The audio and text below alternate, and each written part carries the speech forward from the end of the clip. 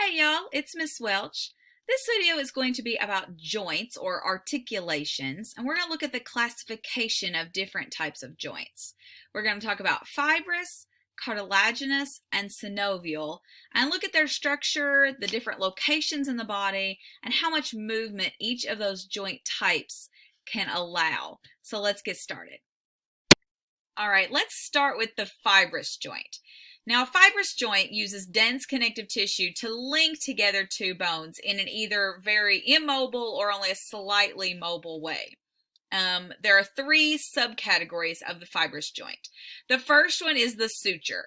And so you're probably well aware that sutures are in the skull, right? Connecting those flat bones of the skull together. Now, our skulls do not hinge, right? So those joints are very immobile. Or synarthrotic. That's our term for an immobile joint, and you can find those at all the junctures between the flat bones of the skull. The second subcategory of a fibrous joint is this syndesmosis. Syndesmosis is the term that means a band of tissue between two bones. So you find those a lot of times in the long bones that are parallel to each other, connecting those two kind of as a unit so that they can move as one. So think about this picture here, which is your radius and ulna, and of course they touch, and so they've got that band of tissue in between the two bones. Now, this is actually amphitherotic. It is a little bit mobile so that your arm bones can kind of twist back and forth around each other and give them a little more flexibility.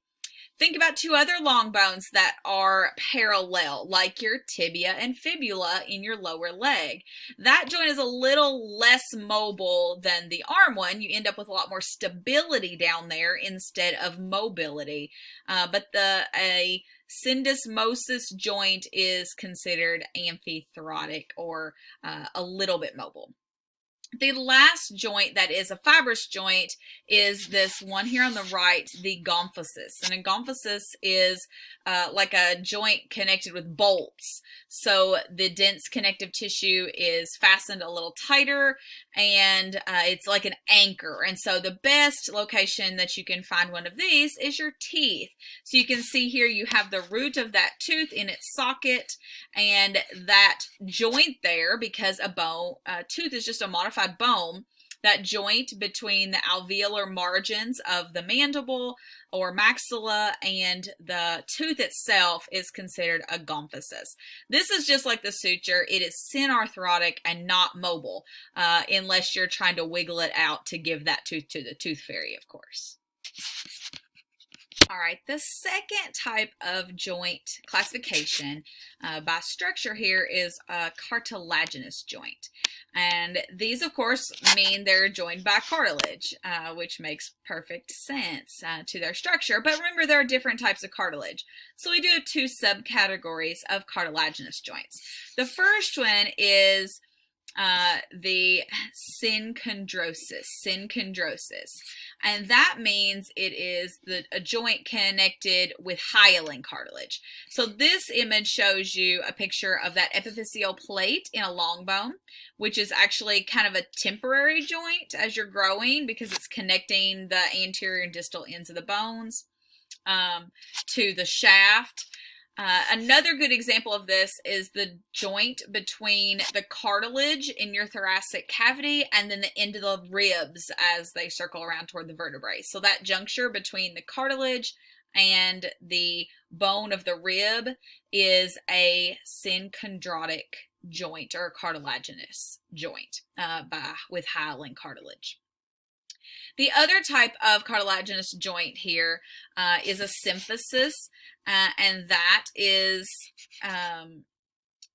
made of fibrocartilage. And so a good example here is in the pelvis, that the pubic symphysis is the joint between the two coaxes or the two pelvic bones that meets in the anterior front portion of your body. Both of these are amphithoracic. They are not very mobile at all, right? You have a little bit of wiggle. Think about the pelvis, right? It has to be able to move a little bit with childbirth in females. So there is a little tiny bit of motion, but it is not a hinge joint, right? We're not getting a lot of motion at a cartilaginous joint. All right, our last classification of joint is the synovial joint. Now, synovial joint is unlike the other two classifications in that the bone ends are not tightly connected together. So in fibrous, they were connected by the connective tissue. In cartilaginous, they're connected by cartilage.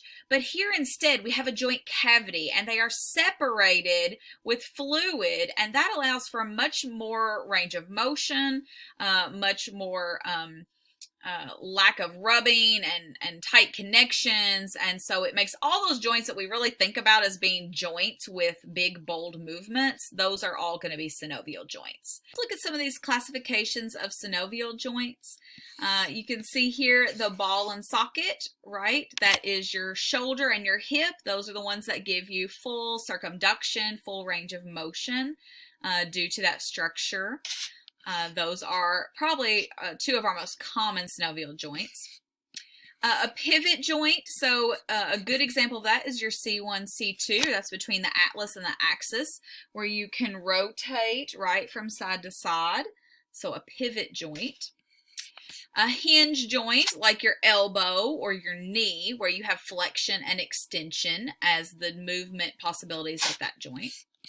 One you may not have be as familiar with is a condyloid joint, and you can see you basically have like kind of two directions of motion there, and so a good example is between your radius and your carpals. So this is a difficult area to try to label all the joint movements, because remember, you have lots of bones in the carpals. You have those 8 different carpals, plus you have the metacarpals and the radius ulna. So every time 2 or 3 bones are near each other, there's going to be a different joint movement. So we sometimes have gliding motions, we say, in the wrist.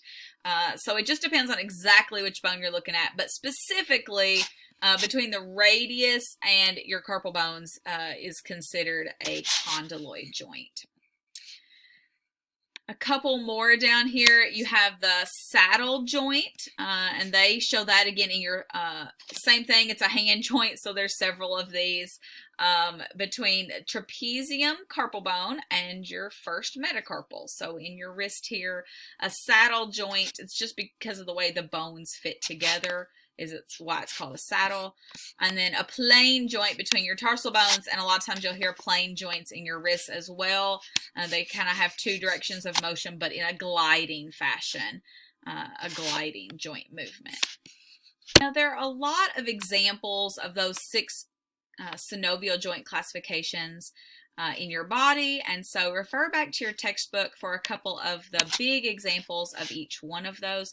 You definitely don't have to know every joint or every specific joint name, but you should know general locations, like the elbow is a hinge joint, the shoulder is a ball and socket. You don't have to know all those specific bone names at that joint, but the general principle is what you should know for our purposes. Okay, so in this video we've covered the 3 different classifications of joints as well as a lot of their subcategories. Thanks for watching.